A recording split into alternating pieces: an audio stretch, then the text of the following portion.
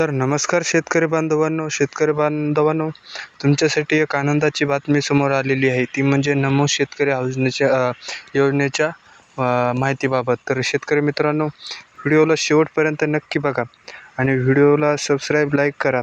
बरेचसे लोक जे आहेत व्हिडिओ पाहतात, लाईक करत नाहीत, सबस्क्राईब करत नाहीत. तुमची एक लाईक आणि एक सबस्क्राईब आमच्यासाठी खूप महत्त्वाची आहे. त्यासाठी नक्की एक लाईक आणि एक सबस्क्राईब नक्की करा. तर चला, तुम्हाला सर्व माहिती मी आजच्या या व्हिडिओमध्ये देतो. तर महाराष्ट्र राज्यातील लाखो शेतकरी बांधव सध्या नमो शेतकरी महासन्मान निधी योजनेच्या 8व्या हप्त्याची आतुरतेने वाट पाहत आहेत. राज्याच्या कृषी विभागाकडून या हप्त्याबाबत अत्यंत सकारात्मक हालचाली सुरू झाल्या असून लवकरच 2,000 रुपये शेतकऱ्यांच्या बँक खात्यामध्ये जमा होण्याची प्रक्रिया सुरू होणार आहे. तर हप्ता वितरणाची सध्याची आणि निधीची उपलब्धता.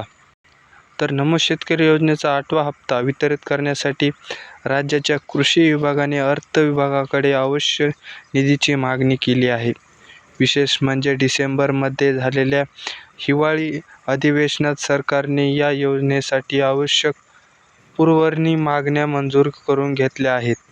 यामुळे सरकारकडे आता पुरेशी निधी उपलब्ध असून वितरणासाठी कोणतीही तांत्रिक अडचण उरलेली नाही आहे. तर शेतकरी बांधवांनो, बऱ्याच शेतकऱ्यांमध्ये चर्चा होत आहे की यावेळी PM किसान आणि नमो शेतकरी असे दोन्ही हप्ते 4,000 रुपये मिळू शकतील का? मात्र पात्र माहितीनुसार कृषी विभागाने सध्या केवळ नमो शेतकरी योजनेच्या 2,000 रुपयांच्या हप्त्यासाठीच निधी मागणी केली आहे. त्यामुळे शेतकऱ्यांच्या खात्यात सध्या 2,000 रुपये जमा होतील हे आता स्पष्ट झाले आहे. निवडणुका आणि आचारसंहितेच्या हप्त्यावर परिणाम होईल का? तर राज्यात सध्या जिल्हा परिषद आणि पंचायत समितीच्या निवडणुकीची प्रक्रिया सुरू असल्याने अनेक शेतकऱ्यांना आचारसंहितेमुळे पैसे मिळतील की नाही अशी शंका आहे. मात्र निवडणूक आयोगाच्या नियमानुसार ज्या योजना आधीपासून सुरू आहेत आणि ज्यांचे हप्ते प्रलंबित आहेत अशा योजनेचे पैसे आचारसंहितेच्या काळातही वितरित करता येतात. ग्रामीण भागातील निवडणुका लक्षात घेता सरकार मतदान पूर्वीच हा हप्ता शेतकऱ्यांच्या खात्यात जमा करण्याचा तयारी करत आहे. शेतकरी मित्रांनो, नवीन नियम ती म्हणजे फार्मर ID. असे फार्मर ID अनिवार्य आहे. तर शेतकरी बांधवांना हा सर्वात महत्त्वाचा बदल आहे. सरकारने आता हप्ता मिळण्यासाठी एक नवीन नियम कडक केला आहे. ज्या शेतकऱ्यांनी ॲग्रीस्टॅग नोंदणी करून आपला फॉर्म ID मिळवलेला आहे, केवळ त्यांनाच नमो शेतकरी योजनेचा 8वा हप्ता दिला जाणार आहे. तर फार्मर ID का महत्त्वाचे आहे? तर मागील PM किसान हप्ता राज्यातील लाखो शेतकऱ्यांना मिळाला नाही. त्याचे मुख्य कारण फार्मर ID असणे हेच होते.